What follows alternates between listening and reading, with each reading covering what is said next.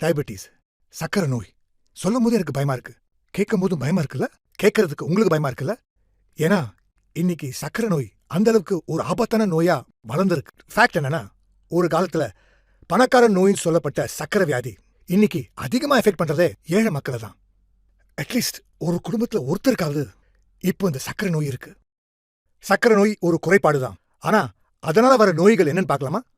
கண் பார்வையில பிரச்சனை, ரத்த அழுத்தம், கிட்னி ஃபெயிலியர், அது மட்டும் இல்லாம மரணத்துக்கே காரணமா இருக்கிற இதய நோய் வரைக்கும் இந்த சக்கரை வியாதி தான் காரணம். புல்ல இருதய நோய்னா அதுக்கு அப்ப இந்த சக்கரை நோய் தான். இப்போ இந்த ஏழை மக்களை பெருசா எஃபெக்ட் பண்ண ஆரம்பிச்சாலும் மருந்தும் ட்ரீட்மெண்ட்டும் அதே பெரிய செலவு தான். இதை இப்படியே விட்டா இன்னைக்கு உங்களை பாதிக்கும், நாளைக்கு உங்க தலைமுறையே பாதிக்கும்.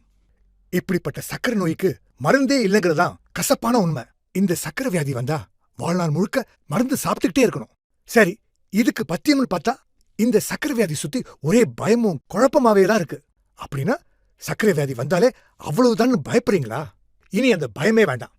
உங்க கவலைக்கு உண்டான ஒரு எஃபெக்டிவான தீர்வு மத்திய அரசாங்கத்தின் CCRAS ரிசர்ச் சென்டர்ல 25 வருஷமா ஆராய்ச்சி செய்யப்பட்டு விஞ்ஞானிகளால் கண்டுபிடிக்கப்பட்ட கவர்மெண்ட் ஆஃப் இந்தியாவின் சிறப்பு அனுமதி பெற்ற சக்கரை நோயை முற்றிலும் கட்டுப்படுத்தும் இந்த ஆயுஷ் 82 தான். இத தொடர்ந்து முறையா எடுத்தீங்கன்னா இந்த சக்கரை நோயை முற்றிலும் கட்டுப்படுத்தலாம்.